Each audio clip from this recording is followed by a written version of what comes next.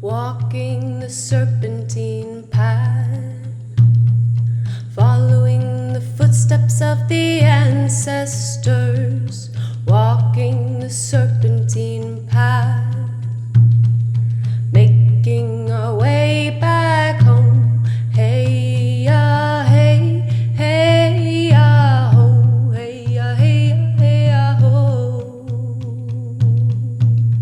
hey ya, hey, hey ya, ho. Following the serpentine path,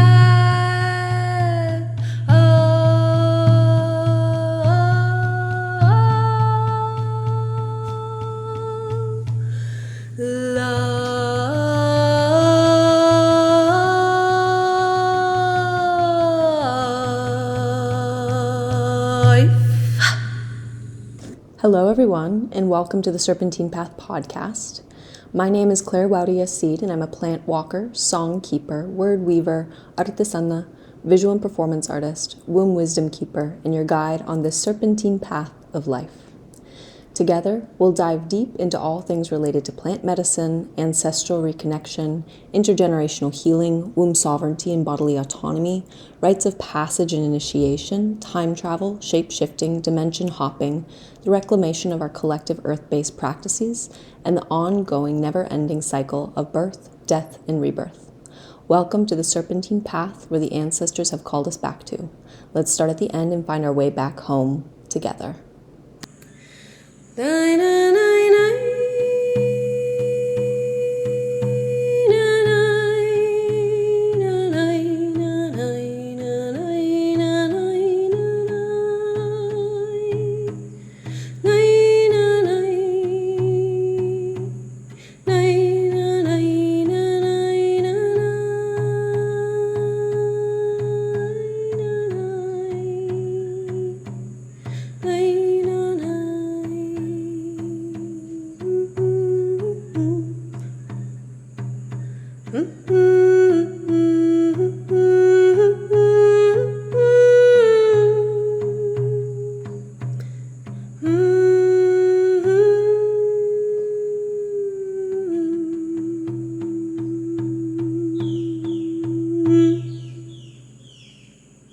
Hello, everyone, and welcome back to another episode of the Serpentine Path podcast. It is an immense pleasure and joy to welcome my guest today to the show. I am Maria Maldonado. Thank you so much for being here. Thanks, Claire. It's good to be here. Awesome. I will start with the question that I ask all of my guests, which is if your ancestors were here with us now, which of course they always are, how would they introduce you and what role would they say that you play in your family lineage? Yeah, I was having a good time listening to previous answers on the podcast. And it brought up a lot of feelings for me because I actually feel very independent from my human lineage ancestors. And I actually feel I've connected a lot more to my future ancestry. So like my future self or my ascendants in that sense. And it brought back a memory of when I was born. My mom told me that an auntie of mine read what would be the equivalent of a birth chart, but from an Indian tradition, and said to her, remember, this child is not yours, and she's most likely going to leave when she's 14 and make her own path. And that basically happened. I left like right when I turned 17. And I love my parents. I love my biological family, but I am very much the other and very different. And I live in a way that's very different from most of them. And if I see them as extensions of that same ancestry, I can imagine that I serve in this way to mirror and reflect back sometimes uncomfortable truths and bring up a lot of discomfort sometimes for people. After giving birth to Alikai too, I learned that I was never breastfed. And I feel that plays a big role in this sense of liberation from my human lineage. So I say that my ancestry is really elemental ancestors and plant ancestors. And yeah, I feel like a compounding of that would say something along the lines of echa pa'lante, like keep on going, mija, and keep opening the path. And I've been given nicknames by elders that I feel reflect that as of what my role would be. And it's shadow dancer, little smoke. And I feel like that's a bit of the essence that I bring. I do well in the shadowy places, and I can bring some clearing to those spaces. So yeah. Yeah, it's so interesting what you said about kind of separating, not separating from, but like being very different from the biological ancestry and specifically calling in like future ancestry, future self, future generations, all that kind of stuff. It was something that I was actually thinking about this weekend because I'm about to turn 29. I'm like in the midst of my Saturn return. And I had this big moment where I was like, wait, I think I'm good with my ancestors that came before. I think I really am in this point where I just want to be like the purest embodiment of their highest prayers and just fully like moving forward with the reverence, with the respect, and while also with the understanding that, like, similar to you, I'm like such the odd one out in my family. And if we're spending so much time like just focusing on everything that's come before, there's beauty and there's importance in that. And also, I feel like there comes a shift in adulthood where you have to say, like, I'm actually choosing to turn the wheel and I'm choosing to take on the responsibility of stewarding my life, the next generation, and all that come from me as well. And I can totally align with like all of the shadowy, smoky stuff. I have like some strong Scorpio placements. I know that you do too. And it's like, I don't know, I feel like it's the medicine of Scorpio is really being able to sit in that place. Wonderful. Well, I would love to. I'm going to share a little bit about how I connected in with you and then give you a little bit of space to share about your path. So, I found you first a few years ago when I did Rochelle Garcia Saliga's physiologic baby care course. And you had like an add-on course in that. And I was like, oh, who is this woman? And I found you, I think on Substack first was where I found you. And I started reading your writing and I was like, oh my gosh, I love this woman. And I did like a deep dive into your whole Substack. And then I found all of your other offerings. And then when I started Rochelle's innate postpartum care training this year, you're one of the assistant teachers for that. And so I've been able to like see a bunch of different ways in which you offer your medicine to the world. One is through your writing, one is through the assistant teaching that you do with Innate. And then I also have the wonderful privilege to be able to learn with you in person. I guess in October, November is when I'm going to come and see you in Bogota, in Colombia, and learn with you in person. And so, yeah, there's so many things that I could say about your work that I love, but I want to give you space to speak on your path, all of your work, your orientation, and what you offer to the world. Beautiful. That's exciting that the Substack is out there. It's a place where I really enjoy just kind of pouring out heart and information and truth. So, well, I always say that my life, and then I guess my path is the inevitable consequence of breath. And so I always trace it back to that the more that I activated my intuitive technologies, which I recognize to be sound, breath, and movement, then the more I've been able to align with my true nature and why I'm here, to recognize why I'm here. And so, in my mid to late teens, I was in full ukupacha underworld realms, and not in a very conscious way, in a very self-sabotaging way, a lot of grief, a lot of pain. And I became very sick spiritually and physically.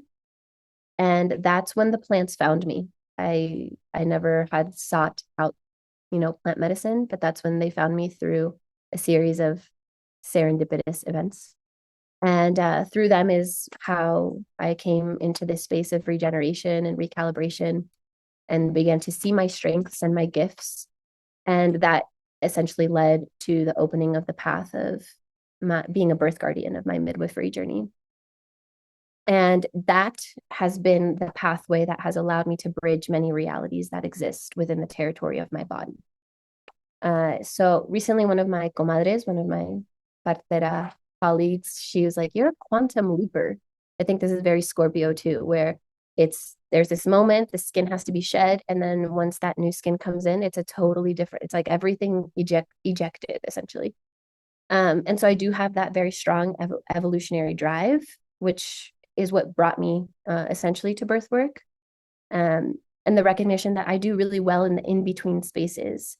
I do really well in the presence of the fluids, of the blood, of the saliva, of the sweat, the resins, the compost. So it's recognizing that that's where I'm good at, and that's where I'm meant to be. And that essentially led to this becoming of, we can title it midwife partera. And for almost 10 years now, I've been in service to women and families throughout the reproductive continuum. And within that work, essentially, yes, there's, prenatals and birth and postpartum and preconception and loss and all of that. But really, what I feel I do is I help to support people to remember themselves as extensions of raw natural power so that they can orient back to a sense of connection with their senses, with the territories of their bodies, and they can then show up in the unique reality of their lives in deeper coherence and vitality, and to make the best decisions for themselves. So essentially, I feel that that's, it's the pathway is this midwifery birth work, but it's really, can we remember that the first land that we reclaim is the territory of our bodies? How can we nurture ways of being that keep us in relationship with our senses, connected with our senses, because that is consciousness. And from there, as everybody remembers their gifts and their strengths, how do we co-create a different reality, a different world? And so birth work is just kind of the excuse.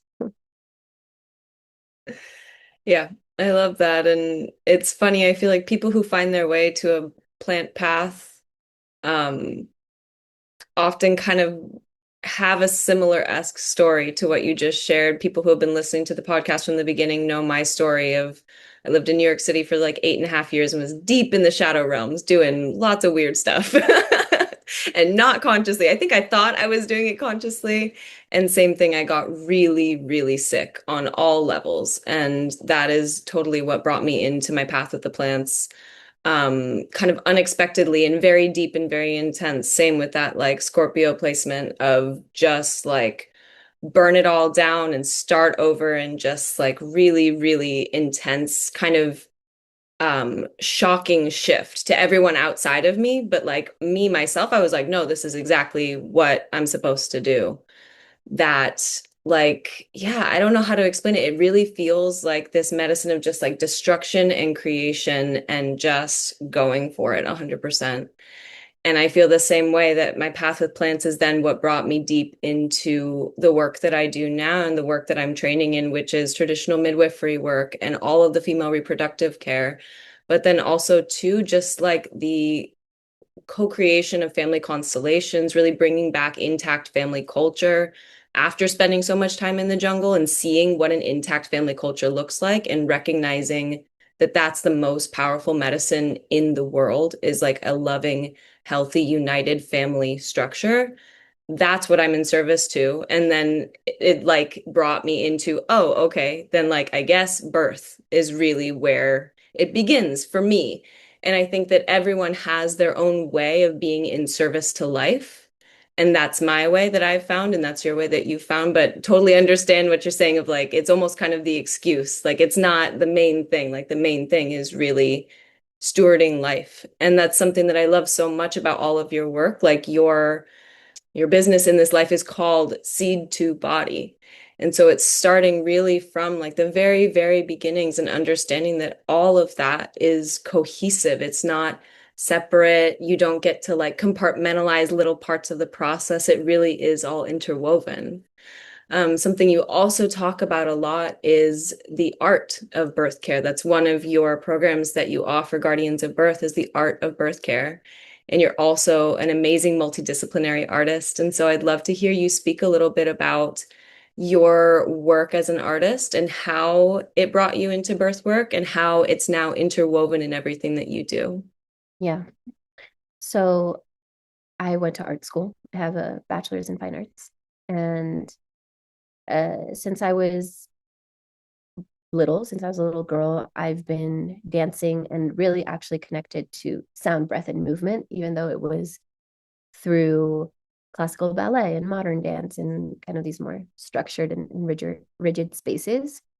But so in my mind, I'm going to be an artist. That's what I'm going to do in my life.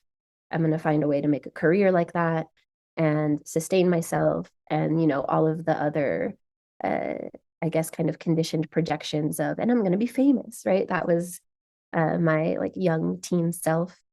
And so I also lived in New York City, and I was in art school, and that was the first like very potent excuse me, disillusion of realizing, oh, this is really shallow and hollow. And even though I didn't have perhaps the orientation for those deeper uh, currents that I knew were possible, I realized, what is a gallery? What is just placing things here? What is this idea of performance for the sake of entertainment rather than for the sake of alchemy? And so in that process is when I was in the underworld, underrealms. But it's also when I started to connect with ritual, and it actually came through.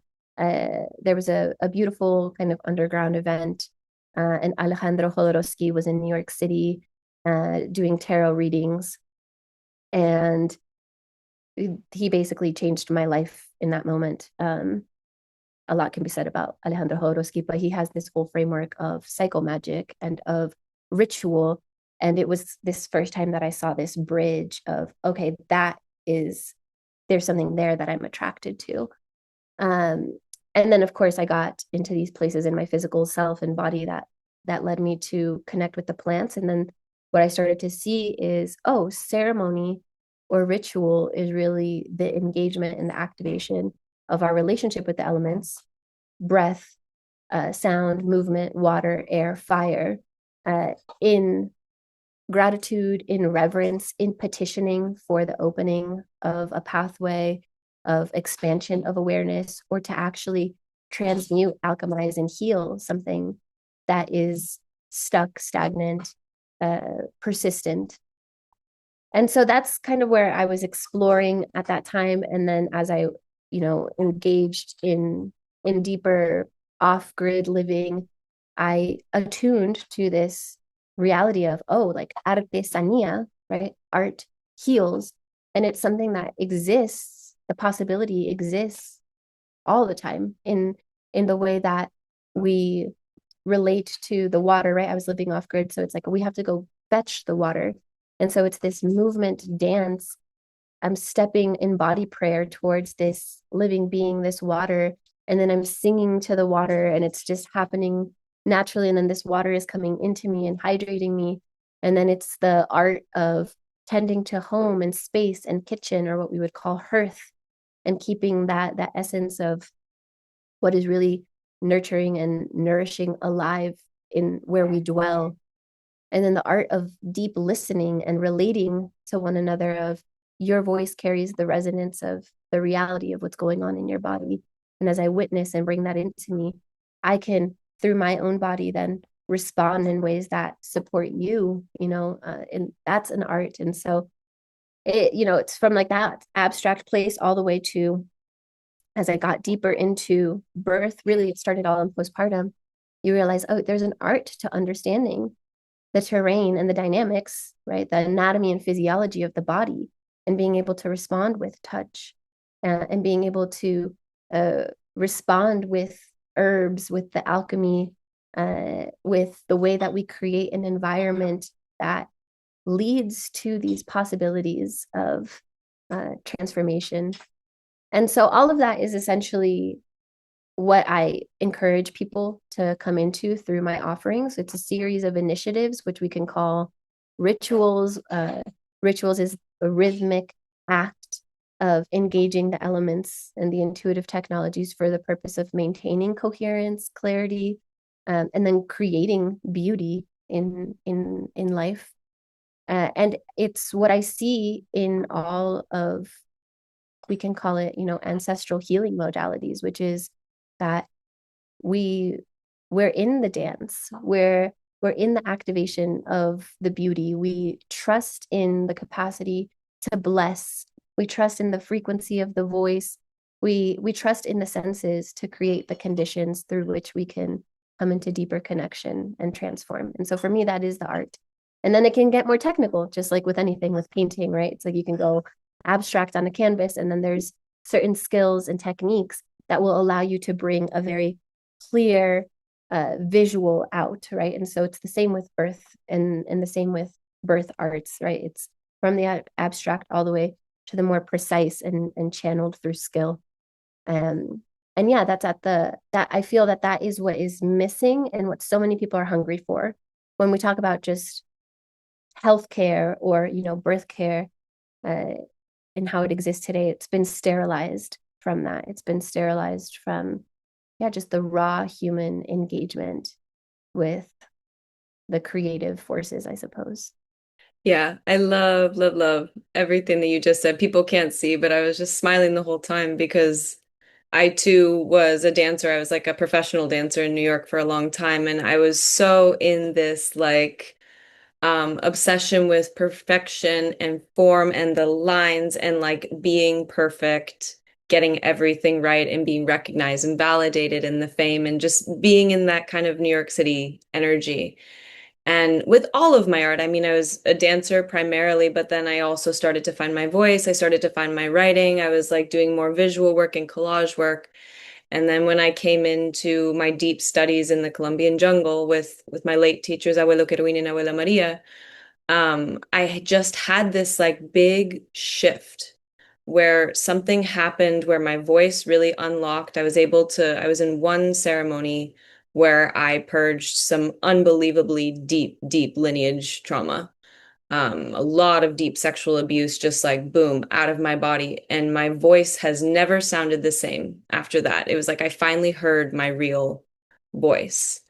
And then very quickly after that, all of my other artistic gifts that I felt like I always had a block with because I was so obsessed with it being perfect and good and marketable or profitable or any of those kinds of things, it just unlocked. And then it was like this overflow of creative energy coming through. And so much of it was what you were speaking to, of it would be like, I would have a really hard time and I would go to my teachers and I would say, I don't know what's going on. I'm freaking out. And they'd be like, go sing to the water. That was their response. They're like, go sing to the water. And I'd go to the river and I would pray and I would offer songs and I would listen and I would feel what was coming through. And then I'd go back into ceremony and it would start to rain and I would sing and like songs of rain were coming through. Or I would leave ceremony and the next day I would go to the porch and I would sit with the abuela and we never talked about what happened in ceremony. She'd just say, like, sit down and start beating the visions that you saw and bring your prayers to life and offer that to your community and share that. And I think it's like when I think about all of the work that I did in the jungle and when I think about all of the interweaving that I did in ceremony and bringing that plant wisdom into my life, like actually embodying it, it was the creative practice that I saw the women doing in the community that I started learning alongside of them that I understood, wow, this is really the path of the feminine. It is just this like overflowing of creation and birthing and death and destruction and creation and always just like giving more of yourself in this like this birthright of being an artist, really, at the end of the day.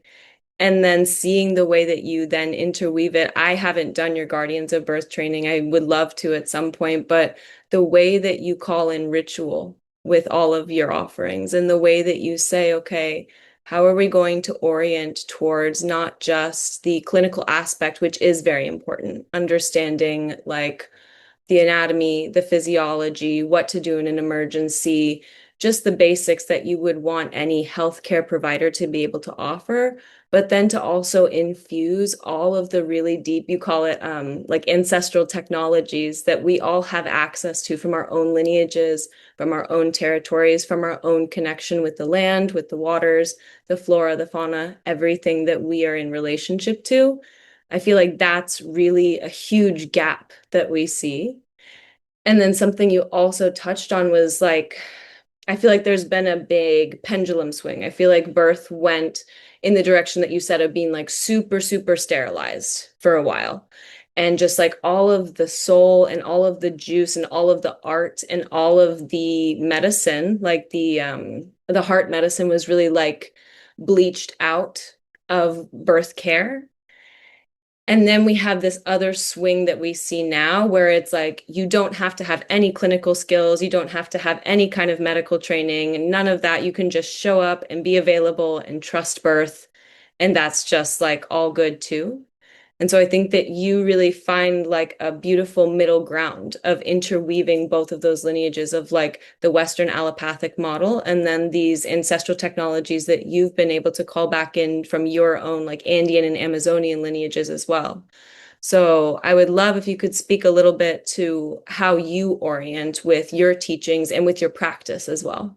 Yeah, absolutely. So, some things that just came up as you were talking is that what so many, I would say, globalized modern humans, us, are hungry for is only going to be created through the activation of our heart art. And so that is why it's, the stories that you're telling of go to the waters and bead. Essentially, it's if we don't engage in that type of creative ritual with connection with the fight, connection with fibers, connection with the elements, then we're never actually going to get a glimpse into the potential of this living culture that we want to see born through us. And so that weaves into answering your question of, for me, I never existed in that romanticization of birth as it was before, right? For me, it was when I got really sick, kind of when I was 19, I went to the allopathic realms because that's what I knew and was kind of conditioned to believe was the path. And essentially, it made me more sick. And it wasn't until I met a mother figure, Maria Auxiliadora, who I call her an eclectic urban physician, who really oriented me back to the elemental modalities of healing and to the recognition that what was expressing itself through my body wasn't just a symptom that needed to get resolved. It was a deeper calling, evolutionary calling for there to be a true transformation so that this thing, we can call it a curse, an ill, a trauma, wouldn't continue perpetuating throughout the generations, right? Throughout the generations or laterally. And so that is kind of when I divested completely from the industrial medical complex and leading into my apprenticeship in birth outside of the clinical realms and then choosing to go into the clinical realms was the recognition of, oh, I am an in-between person. I am a person that I was born in an industrialized setting. I was born in Bogota. It's a huge industrial city. I already mentioned I was never breastfed, so I am alive through the fact that formula exists, and that's what was feeding me. I'm not this place-based, always connected to territory, human that has uninterrupted, uninterfered, living cultural legacy and memory in me, right? I'm this in-between person, and I began to see the value of that and the traces of that in me. And I also recognized, okay, and there's also ills and ailments in me in which I need to source sometimes things from this space, but I don't actually want to go there, right? And so that existed as this kind of seed. As I got deeper into birth work, it was, okay, I need to understand the common realities and needs between me, my family, and my community. Like, what is the common unity in that sense? And then respond consciously through that. So my birth path started witnessing birth deep in the Amazon and in the high Andes, in out of clinic, out of hospital contexts, in very culturally coherent spaces that applied, we can say, birth techniques and birth arts that don't translate to my reality, that I can be inspired by, but they don't translate to my reality because there isn't that living cultural coherence with the territory and uninterrupted lineage of them working or being applicable. And so when I emerged from that, I emerged with I trust birth because I've seen it. I've seen it happen. I've seen human, uninterrupted human instinctual mammalian birth. And if I look around at my community, well, the truth is that yes, there is a baseline common physiologic and biologic human reality. But then what is the emotional and relational reality? What is the psycho-spiritual reality? And that's going to vary. And so for my community, it was, well, there's a lot of mental illness. There's a lot of sedentary lifestyle. There's a lot of accumulation of physiologic imbalance.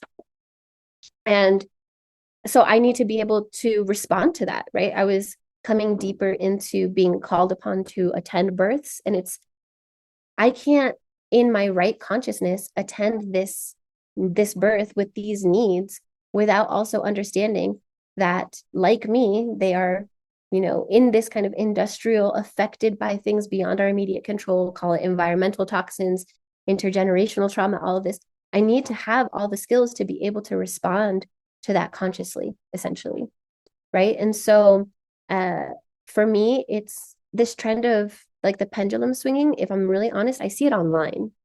I don't see it so much in person, right? Like my reality is like birth guardians and midwives are really eager and hungry for knowledge share and exchange and for the learning of various skills that we can then offer in the home, right? So I decided to become licensed and uh, certified through the clinical midwifery path of the United States because that allowed me to, I can run labs without ever sending someone into a hospital or clinic. I can draw blood, I can do IVs, I can suture, and you never have to interface with the cold and sterilized and often inhumane treatment that you might find in clinical settings. And so for me, it's like I can offer my community that. So I see it more online. And I see it also a little bit as, and I can relate because of my own first birth, a little bit as I don't want to say a trauma response, but a bit of like, damn, this place is not going to hold me in the dignity and in the integrity that I need, right? The hospital setting. But there isn't another person that actually reflects the ability to meet me where I'm at, or has like a cultural coherence with me, or maybe even has the knowledge and skills that I feel safe enough to call upon. And so I'm just going to do it on my own. I'm just going to do it on my own. And then because we are humans and we are mammalian and instinctual and we can give birth, then it's like, oh, we don't need any of that. And it's true. Like ideally, I never have to apply any of my emergent skills. Ideally, I never have to suture. Ideally, I'm never having to put an IV in. All of these things. But I'm so glad that I know how to in the event that it should need to happen. So yeah, I feel like that kind of answers the question a little bit. Yeah, and it's true. It is definitely like a rampant thing that we see online. And I think a lot of that just has to do with the fact that we unfortunately like are so stunted in our ability to create in-person community. And there's like 1,001 reasons why that's a thing, which we can definitely get more into. But something that you were talking about of like that reality of being an in-between person. It's something that I have had to sit with for years now, especially after living in the jungle for a year and a half and having really considered very strongly like, oh, I'm going to be buying land here. I'm going to be living here full time, being the only, white-skinned person in this indigenous village. And then all of that kind of shifted. And I had this moment where I was like, that's actually not my path in this world. I am this in-between person and I have to figure out how to interweave the worlds. And I think a story that like I always laugh about, but it's such an accurate representation of just what my reality was when I was living in the jungle was like I had an elder ask me one time, what is it like in the United States? What are the people like? And I said to him, I was really honest. I was like, honestly, Mayor, like everyone is sick. The food is really bad quality. There's chemicals in the water. Everyone is dealing with like very severe depression and anxiety and just like this heaviness. There's no connection to nature. There's no connection to ancestry. There's no connection to a lot of joy, really, at the end of the day. And and he was like, well, what do they do for their health? Like when they have when they're sad, what do they do? And I was like, well, they're all on antidepressants, a lot of them, they're all on a lot of medications, and I can understand why. They're trying to find the tool that is going to give them any sense of relief. And so I explained this to him, and his response was hilarious. He goes, why don't they just like beat themselves with ortiga? Which, like, for people who don't know that reference, ortiga is it's stinging nettle, and that's what they use in the jungle. Like, they just beat you with ortiga. They hit you really hard, either like in ceremony, in the morning, any time of day when you're not feeling well. They like hit you with ortiga and then you're good. And he truly was like, I don't understand. Why don't they just use ortiga instead of taking antidepressants? And I was just like, mayor, no, like that's not how it works there, and recognizing that there are these really disparate worlds where we can go into these intact cultures that still have their connection to land, to territory, to ancestry, to all of their own long, long, long, long, long lines of medical wisdom and technologies, and then recognize that, like, it's not there's parts of it that we can interweave into modern culture, but it's a lot of the time not going to be like the solution for the problem. And doing that bridge work is really where I think that people who have the opportunity to move in between worlds, like, that's where the meat of it all is, and that's really where the work is. And so I'm also always kind of trying to figure out how to bridge that. And then something that you spoke to of the, yeah, I think that it is like an appropriate thing to say it is a trauma response, because when I think about myself potentially moving into birth eventually in the future, when I come into union and when I come into my pregnancy portal, there is this deep fear in me of like, I do not want to end up at the hospital. And at least here in the United States, which it's not my plan to live in the United States long term or give birth here. Hopefully, that's like a big prayer. But if I were to be here in the United States, who would I go to? Truly, like, I think to myself, I'm in like rural Pennsylvania right now with my parents. Who would I go to where I would genuinely feel not just safe and held in terms of like the clinical aspects of things, but also in like the psycho-spiritual, like, do I want this person in my space holding this ceremony for me? Do I want this person's own birth imprints to be showing up in the way in which my birth unfolds? No, I don't think that there's anyone here. And so, yeah, then I would go to the opposite end of the spectrum of just like, I'm going to do it all on my own. I can totally understand that because I feel that desire and that conundrum in myself. But then it kind of is like a perfect segue into something I kind of, I guess, the impetus for wanting to bring you onto the show was this amazing essay that you wrote on your Substack, which was called, let me find it. Consciousness Prevents Negligence, the conundrum of not knowing how to assume responsibility. And so we have these people who go from like one end of the spectrum to being like totally managed in the hospital to then saying, I'm going to do it all on my own, but I still want support, but I don't want a medical midwife, but I don't want this, but I don't want that. And then this strange in between place. And then there's you being called upon and, being asked to show up. And so I would love to hear just a little bit about, that place that you find yourself in as a midwife and understanding what it would mean to really offer like true midwifery care to the families that are coming to you. Yeah. So I feel that it's really painful to be unable to respond. And that is for me what is a lack of responsibility. And so there is, I think, rampant inability to take responsibility. And this happens for a lot of reasons, which I'll get into in a moment. But, that inability to respond, it reflects a deeper disconnection with our senses, with, in Spanish, conciencia con sentimiento, with feeling, with being able to trust what we're seeing, what we're hearing, what we're feeling, and then be able to be in a sense of consent with life to respond consciously to those realities. And then this gets augmented in the reproductive continuum.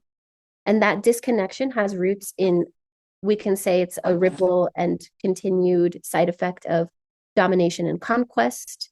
And then the way that we've created collectively these systems that outsource our power. So the conditioning that somebody outside of yourself is a physician, or anybody that's in a postured in a place of authority is going to know more about you and your body. And so you kind of just leave it at that, right? They get that power, and so you no longer have to take responsibility for sensing and feeling and recognizing what is being communicated through you. And then the severing of our connection to land, right? Which is, a lot of people live in places where they really don't even know where they are. They don't know where the water that runs through their pipes comes from. They don't know, what forests, what is alive around them. And that reflects that same disconnection with the territories of our bodies. And then the other side of that is the people that want to dominate and dictate others and thrive off of taking the responsibility away from others in order to control. And that fragmentation essentially spills into the domestic sphere. And then we experience it as abuse, as shame, as neglect. And these things become very normalized and common.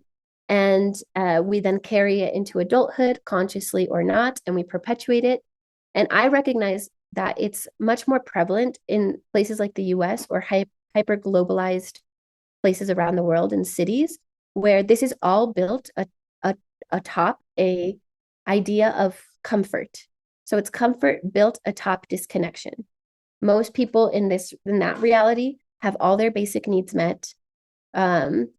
They don't really have to worry about food. Yeah, they probably work, but they have shelter. They're not in imminent danger or like armed violence, right? They're not necessarily in scarcity, literal, maybe mentally, but they're completely disconnected from elemental reality. And so their raw sensory aliveness is doled out, and that doles out intuition. It doles out instinctual responses, and complacency takes root, right? So we can see kind of the deeper pathology, but then we grow up and we're adults, and now we're complacent adults that are essentially outsourcing power and unable to take responsibility. And in the context of somewhere like the United States, that turns into what is called liability culture, which is everybody's always trying to protect themselves from being responsible for the other in more kind of professional, especially in healthcare settings. And then culturally, like psychologically, responsibility becomes a burden, something with a negative charge, right? Like, be responsible, or it's your responsibility. And I feel that comes from this culture that glamorizes infantilization, and this youth culture, this kind of like, let's stay in this infantilized state.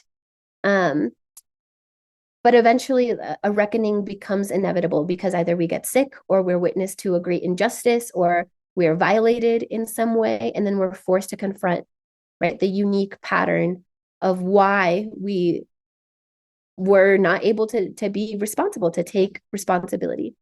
And then when you go into spaces that are more elemental roots, indigenous spaces, you realize that it's actually an honor to be responsible, right? It's an honor to recognize that we are responsible for the continuation of thriving life around us, in that we're responsible for the waters, we're responsible for the seeds, we're responsible for the relations that we maintain. And that's what actually keeps us alive, right?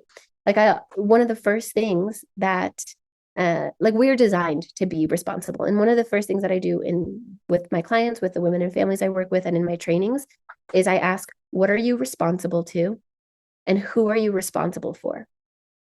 And if you don't know, that's okay. Like, start exploring that. But when people don't know, you're floating in a limbo, right? Because it's a disconnection from power, unclear in our own capacity, right? And then, of course, especially in birth work. So as a partera, as a midwife, if you don't know who you're responsible to or what you're responsible for, things are going to get unclear and very fast. And this goes all the way up to OBs or whatever. And then as a mother or a father, if you aren't grounded in the clarity of what you're responsible to and for, you're going to be vulnerable to the projections of others, of what they think is best for you, of what they believe to be happening, and the course that you should take, rather than what you know to be true. And so it's a big conundrum. And in the essay that I wrote, what I was facing was, when you occupy a space in the psyche of someone, of a midwife or a partera, there's these associations that people have of, what they perceive you'll be able to offer them. And that goes from the most basic foundational physiologic, biologic, right? All the way to the more psycho-spiritual. And so during COVID, what happened is people that maybe otherwise wouldn't have felt divested from or fearful of the system were suddenly like, no fucking way, I want to go in the system because I don't want to get sick. Or it just seems like so, just weird now not being able to even have somebody there to support you. And so they turned to home birth, but not from this place of, I want to be response able to what this evolutionary process of birth is, because birth is a natural, physiologic, evolutionary process that, just like with seeds, it is encouraging us and supporting us to be able to evolve, to be able to bring forth all of the good, life-giving, thriving, virtuous qualities, and that which no longer needs to continue to essentially be composted. But so when people aren't response able for that, then they're just turning to you to replicate what the figure of a clinician or a OB or a doctor would represent, which is this false sense of security, right? This external power you've given and this false sense of security that, well, they did everything that they could, and they must know best because they studied XYZ. And so it was hard for me to accept that, because my work is so rooted in, I'm empowering you to take responsibility for this process. I'm going to be here with you, and I'm going to offer you the best of me and my skills and my impeccability, but I cannot do it for you. No one can do it for you. And really, ultimately, you are response able to this process. And then on the other side of that was people that for different reasons had already chosen the path of divesting from the clinical realms and systems and wanted unassisted and free births, and then and this is an assumption, but had no orientation to this being an evolutionary process that brings up all of these things, conscious or not, ills, imbalances, diseases, and traumas, and had no orientation to how to navigate that, or no support system. And we're purely, I guess, relying on the instinctual and mammalian, which, I mean, this goes into another tangent of, we've been highly domesticated, right? So now they're choosing this path, and now the stuff is coming up, whether it's physical, whether it's actual physical potential pathology that can be scary or painful, or a lot of it is psycho-emotional and mental. And last minute, I would get sometimes DMs on Instagram or, messages of people being like, I'm either in labor or I'm about to go in labor, and can you come or can you show up? But with all of these kind of requirements of how to show up.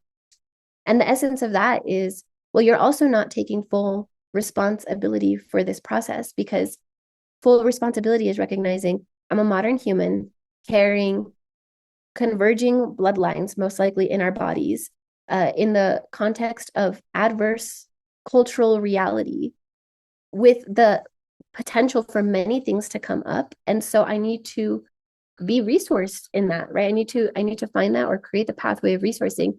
And one person isn't going to be the solution to it. And a lot of the requirements that they had or desired to have for me to show up were concepts that are another form of conditioning. So we've been conditioned, like, go to the doctor and they're going to know what's best and just trust what they say. Well, this other form of conditioning is saying that all analysis and assessment is invalid or an intervention, which is so funny, because if you really think of all ancestral medicine people, birth workers, they're experts in analysis and assessment. They're experts in it. They're experts in being able to see what is happening in reality and respond consciously to that. And just because maybe that has evolved to, some people can do it great with just pulse. Some people can do it with, the ancestral technologies are, I can taste the fluids, I can smell the fluids, I can feel the pulse, I can feel the heat, right? My hands are the ultrasound. And that has evolved to, okay, we have ways of measuring blood pressure with cuffs. We have Dopplers. but it's still a form of assessment and analysis that if I don't know you, I need to have a reference point of being able to understand what's going on and what is being presented here. And so for me, the essence of that is I accompany people that are ready to take responsibility and want to build relationship and that want to actually build communal connection and that don't just want another quick fix to the situation that they've found themselves in without really wanting to get into the evolutionary process of it. And I have compassion for all the experiences, and all of it can be scary. And there's a big void and a big lack of exactly this, like people that are embodied and coherent and really at service to the birth realms. But I think that it's just both sides of that in the conundrum of not being able to take responsibility, and that's only really developed when we nurture daily a commitment to being connected to our senses, nurture daily a commitment to giving life to that which we're responsible to and for. And so I tell people, do you have a garden? Do you have a pet? Right? Especially if they don't have kids, like, do you have an elder in your community?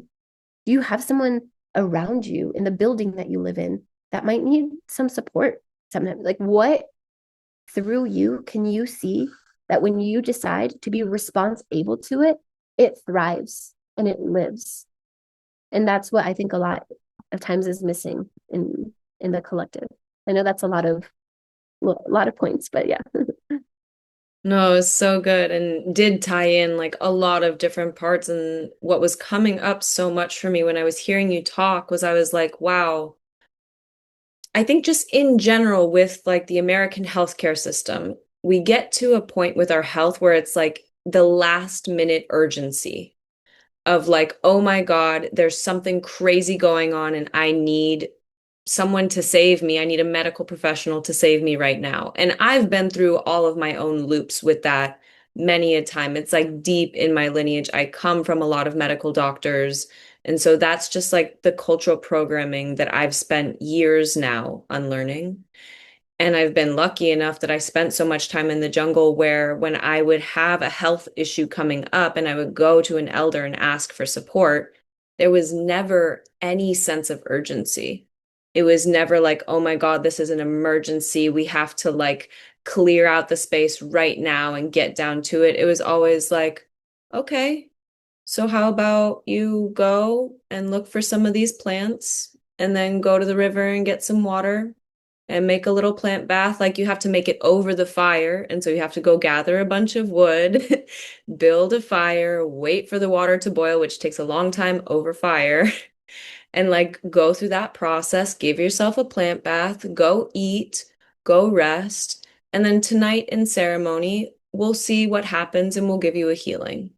And then even in ceremony, when they call you up for a healing, the taita, the shaman, the curandero, the healer is like so calm about it. They're so in their center. I never really experienced that when I go to any kind of Western allopathic doctor. Sometimes they are able to hold like their center and their calm, but I could feel myself showing up with this urgency and this like save me and this fix me. And so when I think about that in the context of birth, like of you getting DMs last minute of like, please come help me, right?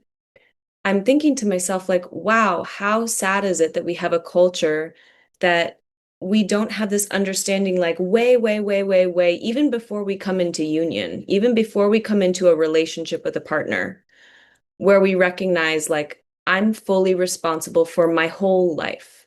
My entire life is my responsibility and my responsibility alone. Who I choose as a partner to then bring life forward with a child, that's my responsibility. And having like the clarity and the understanding and the strong sense of self of recognizing like what a huge choice that is.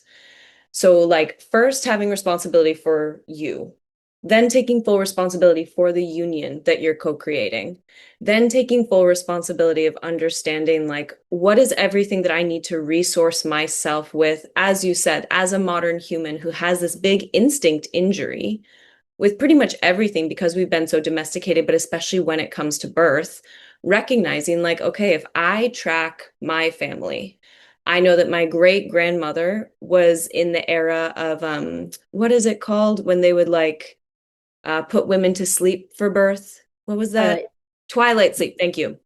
The twilight sleep era. My great grandma was like knocked out during her birth and just woke up and had a baby and couldn't breastfeed her at all. Doctors told her you can't do that. Okay. So I have that. Then I had my grandmother's birth with my mother, where what did they do to her? I mean, they gave her like a really strong epidural. She couldn't feel anything. They ripped my mother out with forceps, and she was numb for like over a week and could not even use the bathroom. Like she couldn't feel her pelvic floor muscles, and it was unbelievably traumatizing. Then we have my mother who went through her process of like being forcibly induced, having an epidural, like not being able to go through her own physiologic process of birth. Okay, so I have three generations.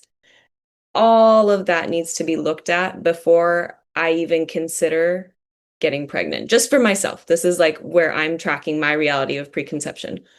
All of that work before I'm even thinking about like, should I get a midwife? Like, it's not even about that.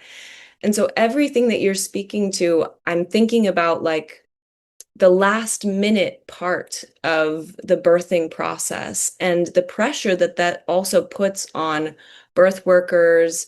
Um, I mean, if you wanted to go into the medical system, the OBGYNs, the midwives, all of that kind of stuff.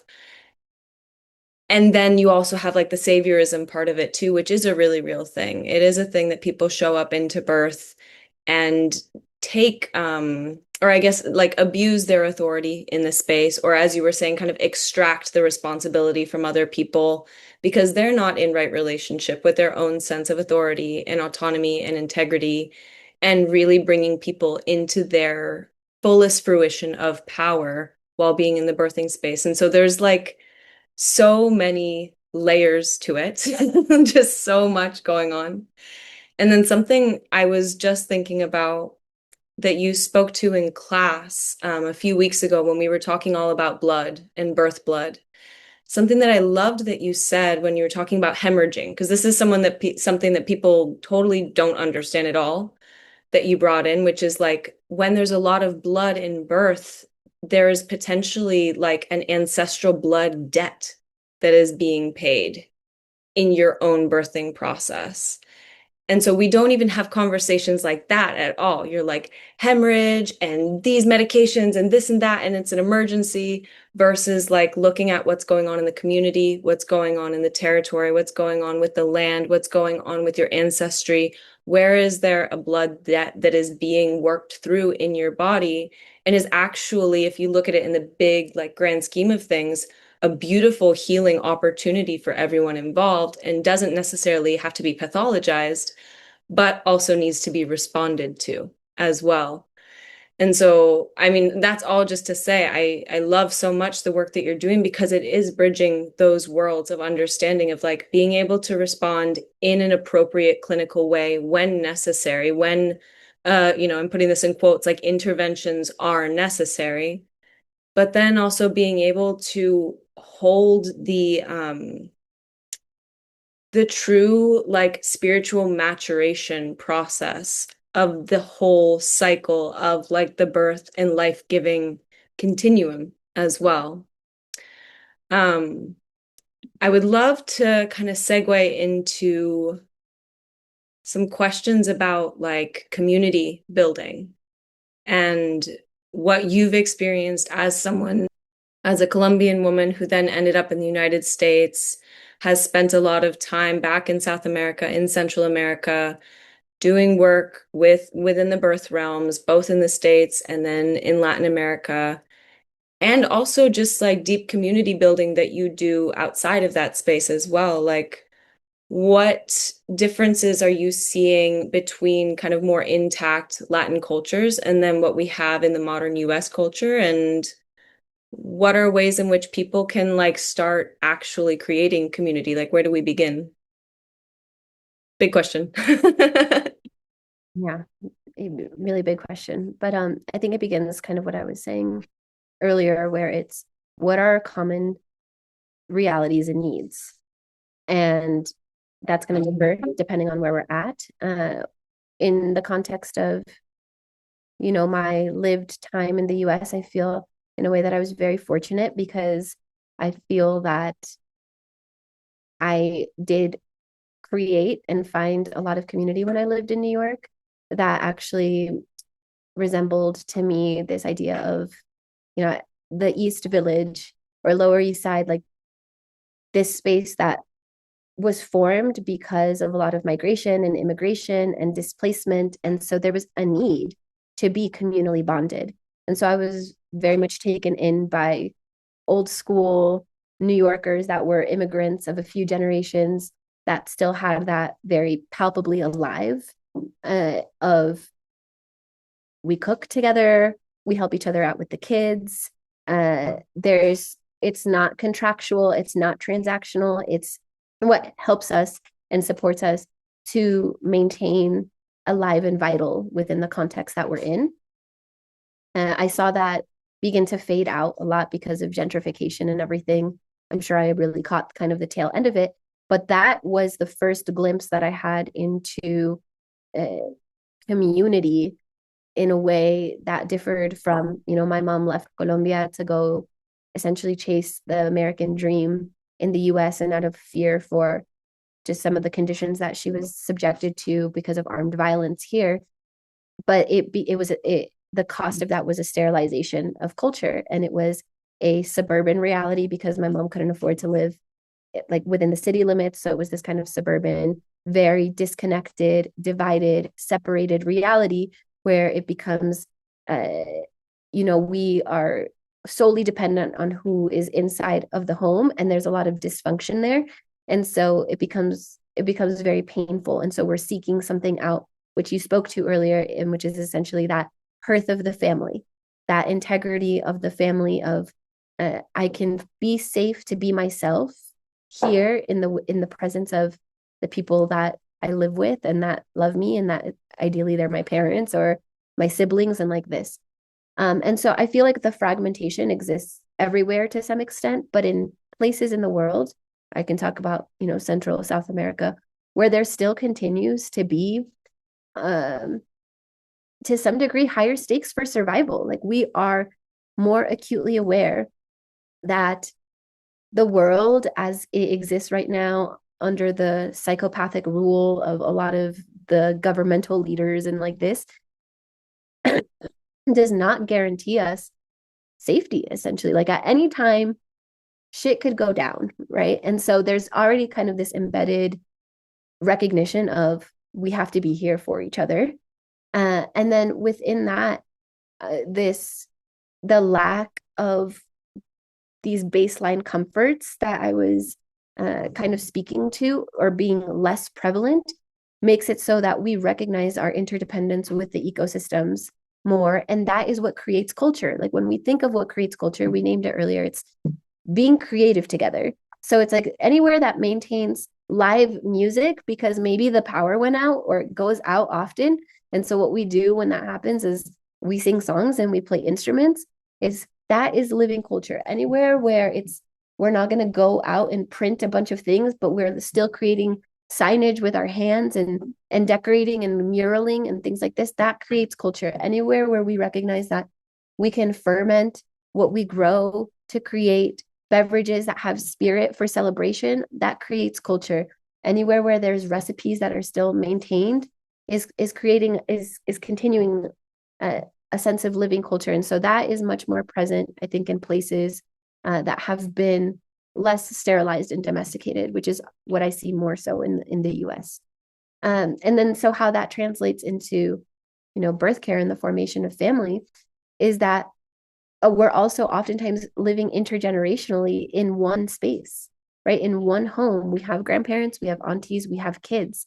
And so we are witnessing each other through the vulnerabilities of our physiologic and biologic realities.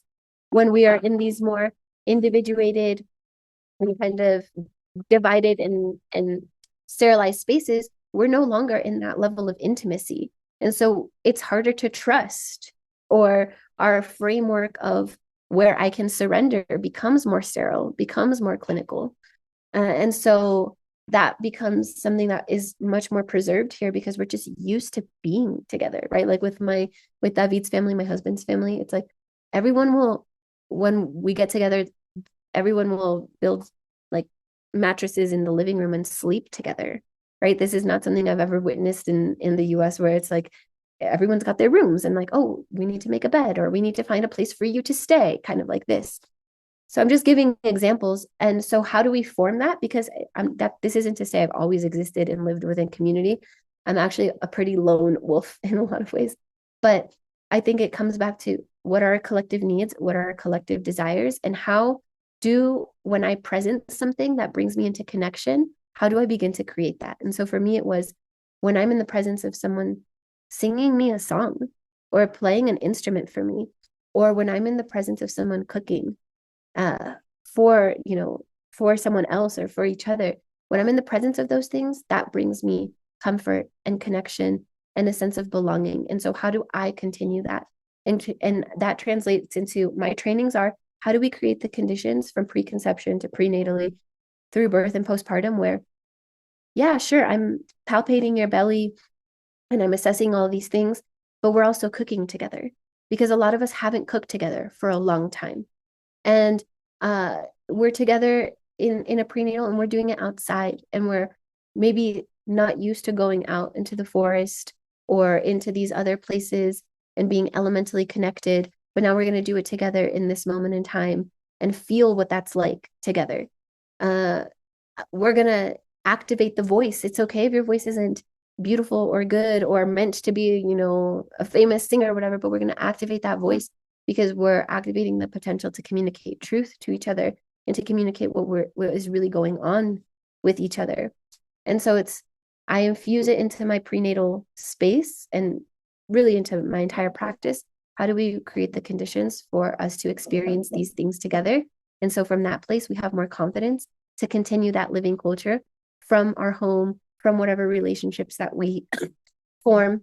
And then that brings it alive, that makes it real. And it doesn't have to look like it did before or like another culture's way looks like.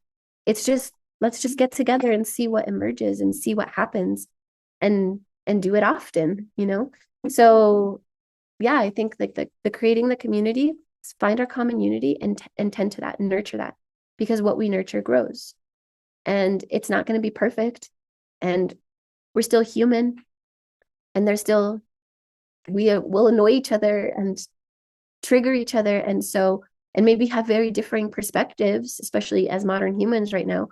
But so how do we find the common points of unity within the discomforts of differences and challenge? How do we not give up on each other or do away with each other in the presence of discomfort and challenge? How do we begin to honor each other's, boundaries, that consent, right? It all goes back to connected with our senses, being able to say yes, being able to say no, and mutually honor that. And that's how we begin to form community, is in my perspective. Beautiful. Thank you. Yeah, before I respond, I want to touch on one thing. I don't know if people are picking up on this, but you're such like a word weaver. You said something so beautiful of like what the actual definition of community is, which is common unity.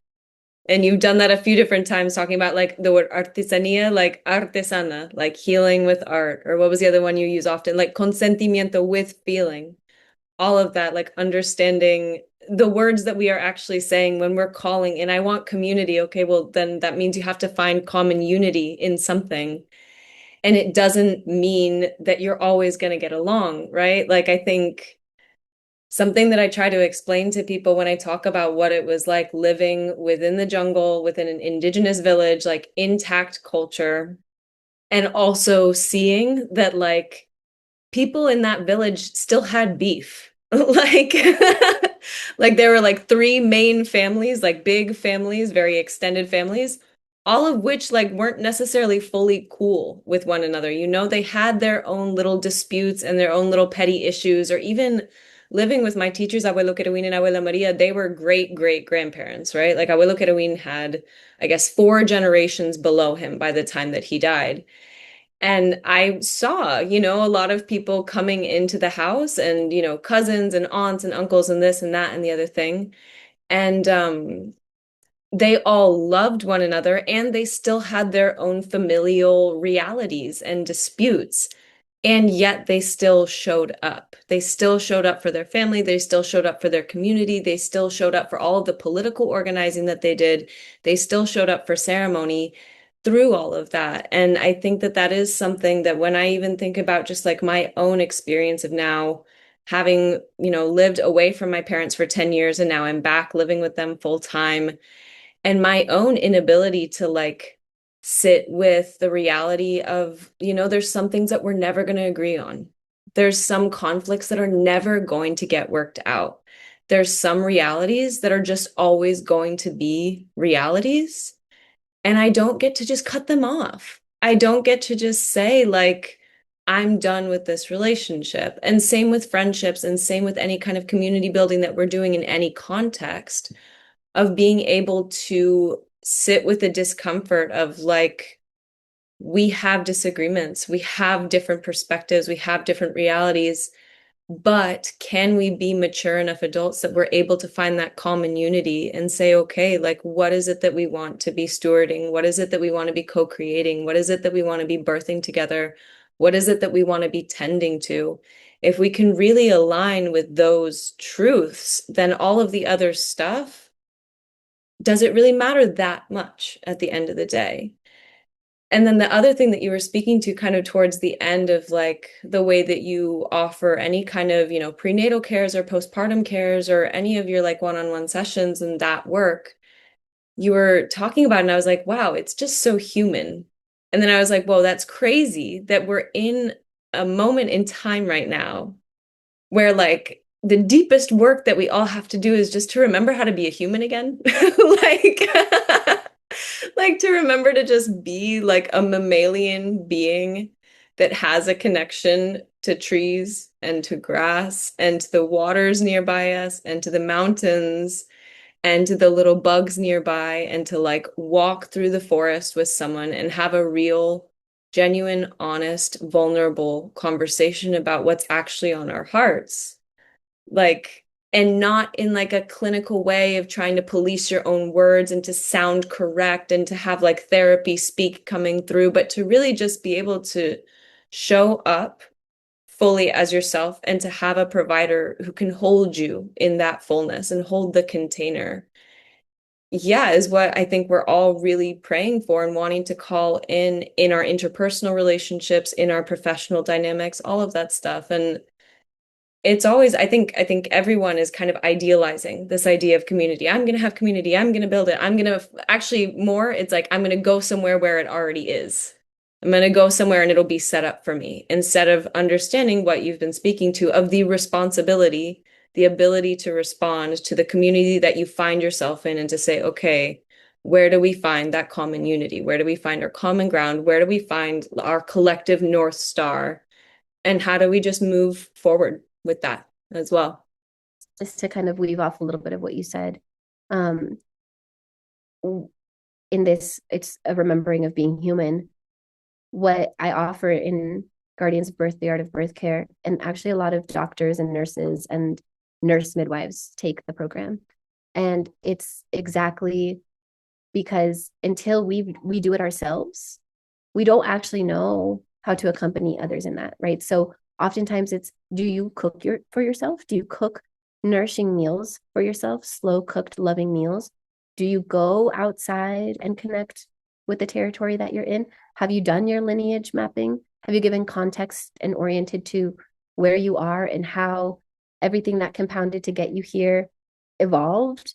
And from that place, then you can infuse it into your practice or create your practice from that foundation. And at the heart of it, right, is that the knowledge and wisdom of how to guard birth should be embedded into the fabric of the family. That is the design. And my process of how we remember that is through art. It's through the activation of our creative capacities. And to remember that, the midwife, this concept of the midwife, it's much older than the figure of an OB, but it's still new in that before, and if you go to a lot of, communities that are deeper in the bush or have resisted or not been touched so much by colonization, domination, and conquest, you'll see that if you ask about a midwife, they'll kind of be like, what? Because it is the mother, it is the grandmother, It is the auntie. It is completely embedded into the fabric of the family and the community. And so the concept emerges really through perhaps the recognition of, well, somebody in the community is going to be better at the ferments and going to be better at the weaving, and someone's going to be really good at the birth keeping. And so it's just simply that recognition of that gift, of that technology. And that, so when we begin with that, when we orient back to that concept, that the wisdom and the knowledge of how to guard birth already exists within our bodies because we've been born and because we give birth, right, as women, and that we are actually highly skilled and capable of responding to what emerges through the body, perhaps not through a codified mental and clinical way, in terms of anatomy and physiology and like that, but in just an embodied way. And to remember that even the clinical things, like even the most obstetrical clinical things, the roots, just like pharmaceuticals, the roots are connection to the territory of our bodies, to understanding the terrain and the dynamics. They evolved and they've been protocolized and they've been kind of put into this more rigid context, but they emerge from the basic capacity for us to know ourselves and to be able to assess and analyze. And so I think it's remembering that it's embedded in us. Sometimes it's harder to access and to remember because we've been domesticated for a long time, and we see that in other animals, right? When you have generations of domestication, there is a forgetting that happens. There is a muscle memory and instinct memory that gets lost, but it's not impossible to reactivate it. And a lot of that times that's going to happen by surrendering to and being willing to go into the places of discomfort and confrontation with kind of the status quo of our existence. Yeah, I love what you said there about like because it was the 100% my experience when I was in the jungle and I asked my teachers, abuelo and abuela, I asked Abuela Maria, I was like, are there parteras around? Like, I want to learn with parteras. I feel that's really my strong path. Like, where are they? I'm on the hunt, you know? And she looked at me and she was like, why are you looking for a partera? And I was like, because I want to learn. And, you know, I want one when I give birth and all of that kind of stuff. To which her response was like, you don't need a partera. I was just she was deep in the jungle, you know, in like her territory, the Muroi, like much deeper into the Amazon. And she was like, it was me, my husband. He beat me with the ortiga, again with the ortiga. They use ortiga for everything. She was like, he beat me with the ortiga, babies came out. Like, I had no pain, not a problem, you know? And I remember in that moment, I was like, yeah, well, you come from a culture where like you don't have that instinct injury of birth. You also come from a culture where you knew that in your village, there were like 100 other mothers who are either in their childbearing years or like are already like abuelas, like grandmothers, who could steward you through it. And so, of course, like for you, that wasn't a fear, that wasn't a reality that someone like me is like moving through and having to untangle and unlearn. But then also on the other side of that, what you just spoke to is that we all do have the capacity. We have like the blueprint in our DNA that says you absolutely can do this and you absolutely know how to show up. There's an amazing book. I'm trying to remember what it's called. I think it's called like Childbirth Wisdom from the World's Oldest Traditions or World's Oldest Cultures. Do you know that book? It's awesome. It's beautiful. And something that they talk about a lot was that they went to all of these different intact cultures around the world and they were studying their birthing practices and truly all around the world. And they saw that like there wasn't any kind of like you know, codified specific like master midwife in the community because all of the women had just been around birth since the time that they were born. Like the kids were kind of in the corner when their auntie or their cousin was giving birth. They were witnessing it. All of the women were just like in that world of the childbearing continuum and nursing each other's babies and just like being in the essence of matrescence that it wasn't something that anybody had to like go to school for necessarily or learn. It was just an embodied practice. And so I do think that while there is a deep importance when you're coming into any kind of desire to step into birth work as a guardian of that space to get like good education around it, it's also what you were just speaking to of how do you reactivate that cellular memory within yourself? That within just the past couple of generations, that was always alive within us, that was always accessible. And so it's moving past that shift and resourcing yourself, taking that responsibility as you speak to so eloquently, and understanding like, okay, how do we remember, and how do we realign, and how do we come back into right relationship with our birthright of what we already know we're capable of doing in community as women, showing up for one another and showing up for ourselves, most importantly. And I feel that a lot of that remembrance comes from seeing somebody embodied in it. And that's why the importance of being willing to go there ourselves. Because at one point in time, it was through seeing, for me, a lot of it happened through the plants, but it was also through being able to witness and coexist with people that had that activated and living consciousness within them, that I saw it and I was able to attune to it and then find my way there. And then that's when the reality of my unique, specific needs and then that of my families and communities becomes clear, right? Because as I mentioned, I'm in between people. I'm considered mestiza. I have many bloodlines converging. And so for me, it's how do I respond to that consciously?